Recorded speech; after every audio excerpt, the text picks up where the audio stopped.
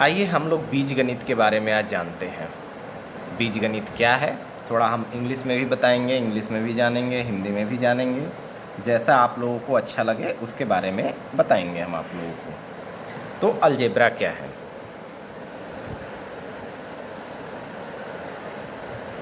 Algebra क्या है? Algebra is a branch of mathematics that deals with symbol, variable and rules for manipulating them to represent and solve mathematical problem and relationship. It generalizes arithmetic by using letter, variable and represent unknown quantities to allow expressing general law applicable to number and operation. जैसे इसको हिंदी में अगर समझने की कोशिश करें, अगर इसको कि हिंदी में क्या बोलेंगे तो मैं आपको बताता हूँ कि अलजेब्रा क्या है। अलजेब्रा को हिंदी में बीजगणित कहते हैं। क्या कहते हैं? बीजगणित। तो जो बीजगणित है, गणित की वह शाखा है जिसमें हम अज्ञात राशियों को दर्शाने के लिए संख्याओं के स्थान पर अक्षरों का उपयोग किया जाता है। यह उन नियमों का अध्ययन है जो गणितीय प्रतीकों और चरों के साथ संबंधों और समीकरणों को हल करने में मदद करता है। तो आइए हम जानते हैं कि इसका यूज क्या है, मतलब हमारा इसका लाइफ में क्या यूज है और बाकी आगे की पढ़ाई में क्या यूज है। तो क्या है ये? अननोन राशि क्या हम इससे निकालते हैं? अज्ञात राशि। पहला तो कि हम अज्ञात राशि निकालते हैं इससे।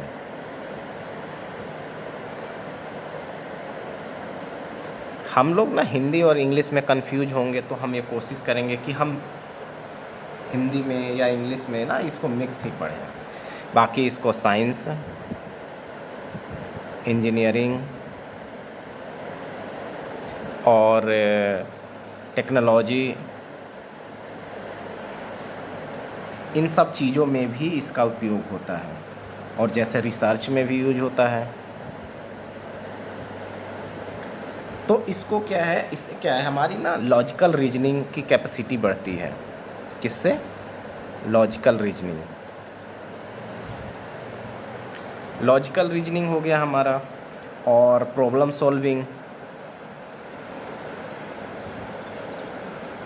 जैसे हम लोग गांव में पढ़ते हैं ना छोटी छोटी चीज़ें कि अगर कोई भी चीज़ इसको 10 आदमी को कोई सामान बांट दिया और लास्ट में किसी को बांटना है, वो कितना मिलेगा, इस तरह के जैसे गांव में हमारे बूढ़े बुजुर्ग पूछते थे सवाल, तो उन सब को कैसे सोल्व करते हैं। तो उसमें हम एक अज्ञात क्वांटिटी, अज्ञात राशि के बारे में जानते हुए उसको सोल्व करते हैं एक समीकरण के माध्यम से।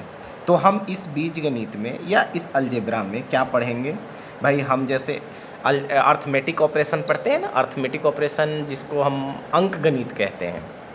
अंक गणित में जोड़ घटाव गुना भाग ये सब इसमें भी होगा, वो सारी चीज़ें हम पढ़ेंगे। लेकिन इसमें जो यूज होगा जैसे चर, वेरिएबल्स को कहते हैं, पद कहते हैं, टर्म को, व्यंजक कहते हैं, एक्सप्रेशन को, तो इन सब के बारे में पढ़ेंगे। और लास्ट में फिर समीकरण। क्या क्या पढ़ेंगे हम लोग? वेरिएबल्स, फिर है टर्म, और फिर है व्यंजक जिसको एक्सप्रेशन कहते हैं,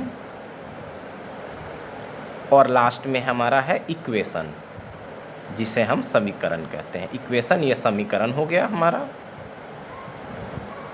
एक्सप्रेशन हमारा व्यंजक हो गया, टर्म जिसको हम पद कहते हैं, और वेरिएबल जिसे हम चर कहते हैं। चर और अचर, वेरिएबल और कांस्टेंट की बात करते हैं। तो मेनली हमारा इन सब चीज़ों से पाला पड़ेगा अलजेब्रा में।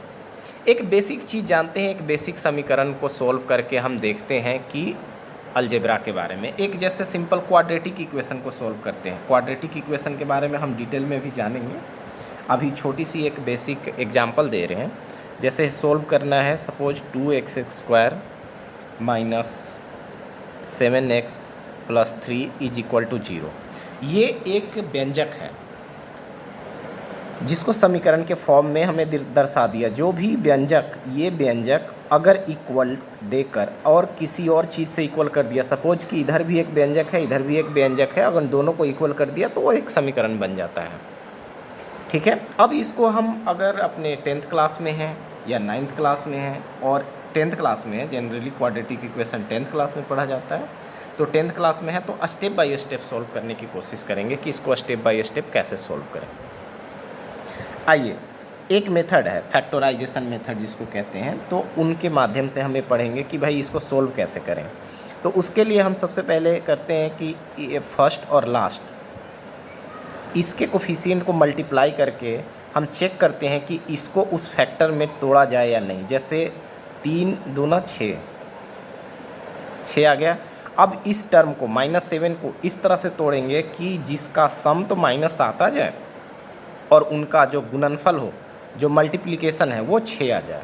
तो आइए इसको दूसरे स्टेप पे क्या करेंगे, 2x² - 6x - x और +3 = 0। ये हमारा नेक्स्ट स्टेप। अब देखो इन दोनों का मल्टीप्लिकेशन तो 6 है, -6 और -1, -6 और -1 इनका मल्टीप्लिकेशन तो 6 आ जाएगा और -6 और -1 -7 आ जाएगा। तो नेक्स्ट स्टेप हो जाएगा हमारा, ये हमारा एक्सप्रेशन सही है। अब इन दोनों में से इस तरह से कॉमन लेते हैं, रीअरेंज करते हुए इन दोनों में से जो कॉमन हो सके और इन दोनों से जो हमें कॉमन हो सके। तो ये 2x² - 6x से हमने ना 2x कॉमन लिया, इसमें बचा x, इसमें बचा 3 और इसमें क्या कॉमन लें, हम सपोज -1 कॉमन लेते हैं, तो ये x बचा और ये -3 = 0।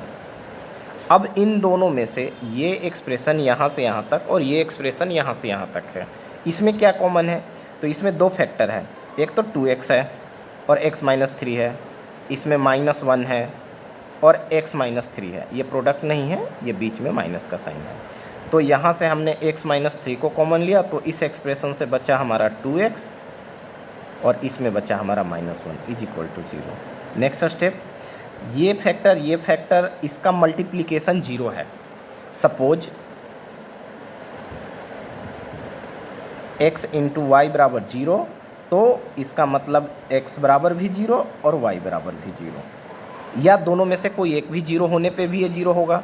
लेकिन ये सवाल हमारा x बराबर भी 0 और y बराबर भी 0 दोनों देगा, मतलब कि x - 3 = 0 एंड 2x - 1 = 0।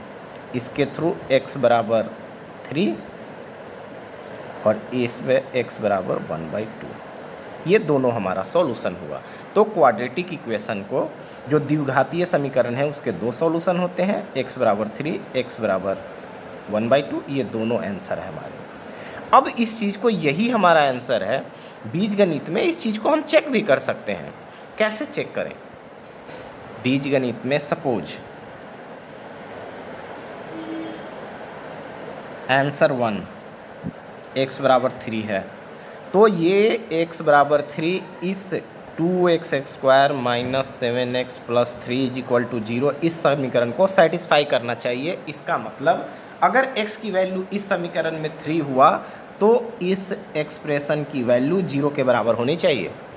आइए देखते हैं, पुट x = 3, तो 2x² - 7x + 3 बराबर क्या होगा, वो आइए देखते हैं।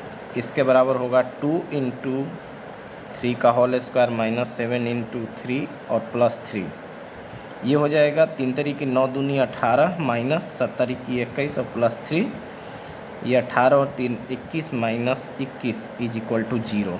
इसका मतलब ये जो लेफ्ट हैंड साइड हमारा था एक्सप्रेशन और ये हमारा था राइट हैंड साइड एक्सप्रेशन, दोनों बराबर है। ये हमारा left hand side = right hand side, इसका मतलब ये एक्सप्रेशन सेटिस्फाई करता है x बराबर 3 की वैल्यू। और इसी तरह से सिमिलर x बराबर 1/2 भी रखोगे तो ये एक्सप्रेशन सेटिस्फाइड होगा। जैसे अगर इसको करके देखना चाहें तो ये देखते हैं, x बराबर 1/2 पुट करते हैं, ये हमारा एक्सप्रेशन है 2x² - 7x + 3, 2 × 1/2 का होल स्क्वायर -7 × 1/2 और +3, ये क्या हो जाएगा 2/4 - 7/2 और +3, इसका एलसीएम ले लो तो ये 4 आएगा, ये 2 - 14 और प्लस ये इसका एक्सप्रेशन 12, तो ये 12 2 2 14, 14 - 14/4 = 0 हो गया। तो ये एक बेसिक से चीज़ से हमने अभी शुरुआत करी है, आगे भी हम लोग देखेंगे इसके बारे में। कि हमारा अलजेब्रा है क्या। ये अभी अलजेब्रा की शुरुआत है। Thank you.